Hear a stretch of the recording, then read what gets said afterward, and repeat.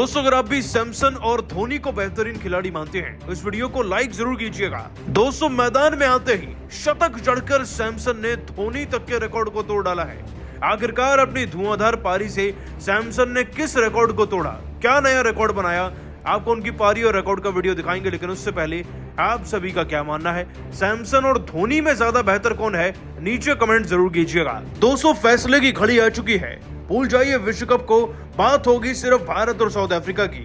वो दौरा जहां पर वनडे में केवल हमारे युवा खिलाड़ी हैं और सामने है साउथ अफ्रीका की ताकतवर वनडे वाली वही टीम जो लगभग वर्ल्ड कप में खेल रही थी।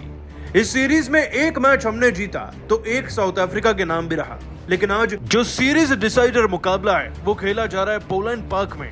दोस्तों पार्ल के इस मैदान में ना तो भारत का रिकॉर्ड ज्यादा अच्छा है और ना ही कुछ ज्यादा इतिहास, लेकिन इस इतिहास को ही बदलने के लिए मैदान में जब भारतीय क्रिकेट टीम उतरी तो इस बार भी टॉस पर किस्मत उनका साथ नहीं दे रही थी। टॉस हम जीते ही नहीं, साउथ अफ्रीका ने जीता और इस बार भी हमें उन्होंने दोस्तों बल्लेबाजी के लिए बुला लिया। अफसोस कि हमारी शुरुआत कुछ ज्यादा अच्छी थी नहीं। पाटीदार को मौका जरूर मिला लेकिन 16 गेंदों में 22 रन बनाकर ये खिलाड़ी चल दिया। T20 नहीं वनडे था, इस बात को साई सुदर्शन को भी समझना चाहिए था, वो भी 10 रन पर आउट हो गए।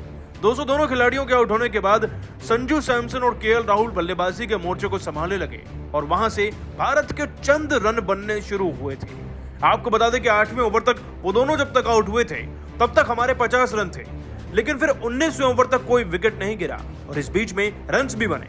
दोस्तों भारत का स्कोर उठकर 50 से सीधा 101 पहुंच गया और इसमें सबसे अहम योगदान ना संजू सैमसन का ही था। उनके रन आंकड़े तो आपको बताएंगे, उससे पहले आपको यह बता दें कि केएल राहुल ने 35 गेंदों में 2 चौके लगाकर 21 रन बनाए और फिर वो भी कैच आउट हो गए।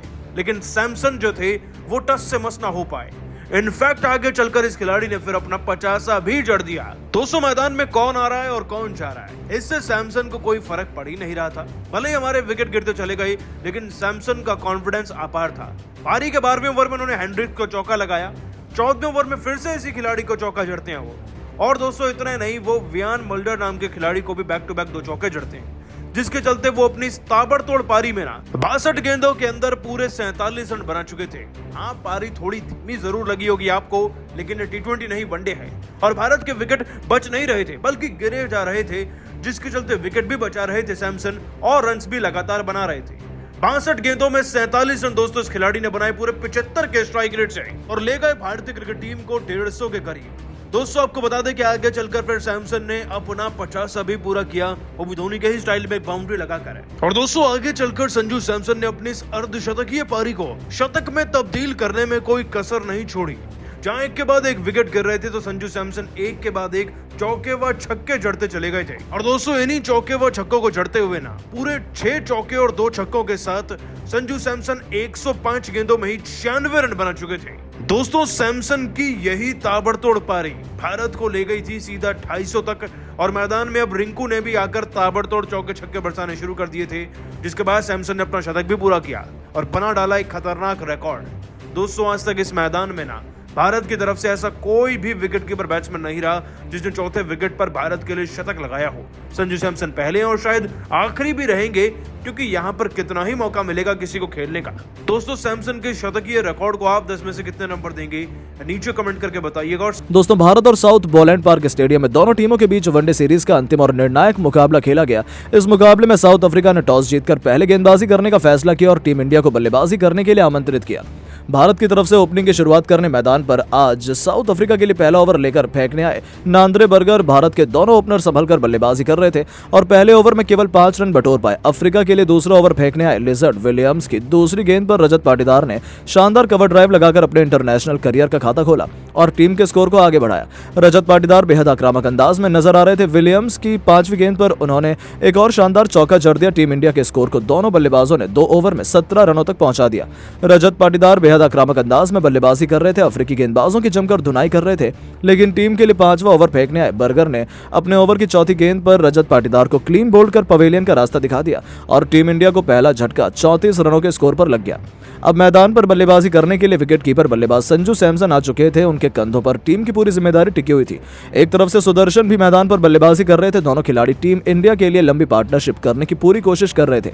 लेकिन 8वां ओवर टीम के लिए फेंकने आए ब्यूरन हेंड्रिक्स अपने ओवर की तीसरी गेंद पर साई सुदर्शन को एलबीडब्ल्यू कर पवेलियन का रास्ता दिखा दिया और भारतीय टीम को 49 रनों के स्कोर पर दूसरा झटका लग गया। संजू सैमसन का साथ देने मैदान पर अब खुद कप्तान केएल राहुल आ चुके थे। इन दोनों के कंधों पर टीम का पूरा दारोमदार टिका हुआ था। इन दोनों ने मिलकर टीम इंडिया के स्कोर को आगे बढ़ाया और पाली को संभलकर पावर प्ले में 10 ओवरों में भीतर दोनों खिलाड़ियों ने मिलकर 59 रनों तक पहुंचा दिया। दोनों बल्लेबाज बेहद आक्रामक अंदाज में नजर आ रहे थे।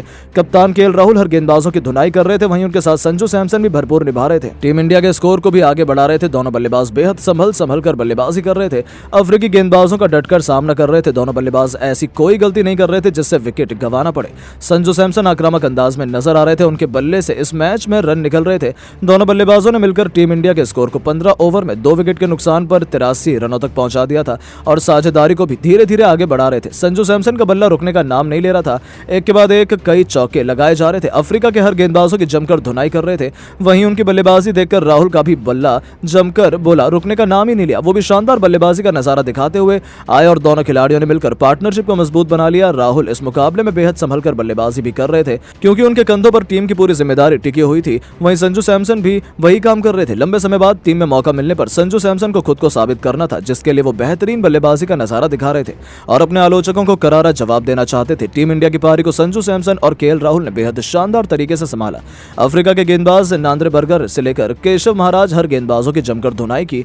संजू सैमसन ने वियान मुल्डर की गेंद पर शानदार चौका लगाकर न केवल 50 रनों की साझेदारी की दोनों बल्लेबाजों ने पूरी, बल्कि टीम इंडिया के स्कोर को 100 रनों के पार पहुंचा दिया। लेकिन 100 रन पूरे होते ही वियान मुल्डर ने अपने ओवर की चौथी गेंद पर केएल राहुल को हेनरी क्लासेन के हाथों कैच पकड़वाकर पवेलियन का रास्ता दिखा दिया और भारतीय टीम को 101 रनों के स्कोर पर तीसरा झटका लग गया। संजू सैमसन और केएल राहुल के बीच 50 रनों की पार्टनरशिप यहीं पर टूट गई। भारतीय टीम को कप्तान के रूप में बहुत बड़ा झटका लग गया। लेकिन एक तरफ से संजू सैमसन मैदान पर टिके हुए थे, टीम इंडिया के लिए रन बना रहे थे, जिसके बाद मैदान पर उनका साथ देने के लिए तिलक वर्मा आ गए। अब इन दोनों खिलाड़ियों के ऊपर टीम की अहम जिम्मेदारी थी और दोनों ने मिलकर टीम इंडिया के स्कोर को 20 ओवर में 102 रनों तक पहुंचा दिया था। तिलक वर्मा भी शानदार बल्लेबाजी का नजारा दिखा रहे थे और उसकी गेंदबाजों के सामने संभलकर बल्लेबाजी कर रहे थे। वहीं संजू सैमसन अपने अर्धशतक की ओर धीरे धीरे बढ़ रहे थे। संजू सैमसन टीम इंडिया के लिए इस मैच में शानदार बल्लेबाजी का नजारा दिखाकर टीम की पारी को संभाल रहे थे। भारत के 3 बल्लेबाज बहुत जल्द पवेलियन लौट चुके थे, इसलिए दोनों के कंधों पर टीम की पूरी जिम्मेदारी आ चुकी थी और संभलकर बल्लेबाजी करते हुए टीम इंडिया के स्कोर को 27.3 ओवर के अंदर 3 विकेट के नुकसान पर 121 रनों तक पहुंचा दिया था और साथ ही संजू सैमसन ने शानदार बल्लेबाजी का नजारा दिखाते हुए और अर्धशतक ठोक दिया। भारत की मैच में स्थिति और दोनों बल्लेबाजों की बैटिंग देखकर तो यही लग रहा था तीसरे और अंतिम मुकाबले में भी भारतीय बल्लेबाज अफ्रीका के सामने 250 से 280 रनों का लक्ष्य बड़ी आसानी से देने में सक्षम रहेंगे। लेकिन दोस्तों, अब आपको क्या लगता है, संजू सैमसन और केएल राहुल में कौन है सबसे खतरनाक बल्लेबाज और विकेट कीपर? नीचे कमेंट करके जरूर बताएं। दोस्तों, फैसले की घड़ी आ चुकी है। भूल जाइए विश्व कप को, बात होगी सिर्फ भारत और साउथ अफ्रीका की। वो दौरा जहां पर वनडे में केवल हमारे युवा खिलाड़ी हैं और सामने है साउथ अफ्रीका की ताकतवर वनडे वाली वही टीम जो लगभग वर्ल्ड कप में खेल रही थी। इस सीरीज में एक मैच हमने जीता तो एक साउथ अफ्रीका के नाम भी रहा। लेकिन आज जो सीरीज डिसाइडर मुकाबला है वो खेला जा रहा है पोलैंड पार्क में। दोस्तों, पार्ल के इस मैदान में ना तो भारत का रिकॉर्ड ज्यादा अच्छा है और ना ही कुछ ज्यादा इतिहास, लेकिन इस इतिहास को ही बदलने के लिए मैदान में जब भारतीय क्रिकेट टीम उतरी तो इस बार भी टॉस पर किस्मत उनका साथ नहीं दे रही थी। टॉस हम जीते ही नहीं, साउथ अफ्रीका ने जीता और इस बार भी हमें उन्होंने दोस्तों बल्लेबाजी के लिए बुला लिया। अफसोस कि हमारी शुरुआत कुछ ज्यादा अच्छी थी नहीं। पाटीदार को मौका जरूर मिला, लेकिन 16 गेंदों में 22 रन बनाकर ये खिलाड़ी चल दिया। T20 नहीं वनडे था, इस बात को साई सुदर्शन को भी समझना चाहिए था। वो भी 10 रन पर आउट हो गए। दोनों खिलाड़ियों के आउट होने के बाद संजू सैमसन और केएल राहुल बल्लेबाजी के मोर्चे को संभालने लगे और वहां से भारत के चंद रन बनने शुरू हुए थे। आपको बता दें कि 8वें ओवर तक वो दोनों जब तक आउट हुए थे तब तक हमारे 50 रन थे, लेकिन फिर 19वें ओवर तक कोई विकेट नहीं गिरा और इस बीच में रन्स भी बने। दोस्तों, भारत का स्कोर उठकर 50 से सीधा 101 पहुंच गया और इसमें सबसे अहम योगदान ना संजू सैमसन का ही था। उनके रन आंकड़े तो आपको बताएंगे, उससे पहले आपको यह बता दें कि केएल राहुल ने 35 गेंदों में 2 चौके लगाकर 21 रन बनाए और फिर वो भी कैच आउट हो गए। लेकिन सैमसन जो थे वो टस से मस ना हो पाए। इनफैक्ट आगे चलकर इस खिलाड़ी ने फिर अपना 50 भी जड़ दिया। दोस्तों, मैदान में कौन आ रहा है और कौन जा रहा है, इससे सैमसन को कोई फर्क पड़ ही नहीं रहा था। भले ही हमारे विकेट गिरते चले गए, लेकिन सैमसन का कॉन्फिडेंस अपार था। पारी के 12वें ओवर में उन्होंने हेनरिक को चौका लगाया।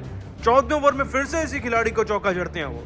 और दोस्तों, इतना नहीं, वो वियान मुल्डर नाम के खिलाड़ी को भी बैक टू बैक 2 चौके जड़ते हैं, जिसके चलते वो अपनी ताबड़तोड़ पारी में 62 गेंदों के अंदर पूरे 47 रन बना चुके थे। हाँ, पारी थोड़ी धीमी जरूर लगी होगी आपको, लेकिन ये T20 नहीं, वनडे है।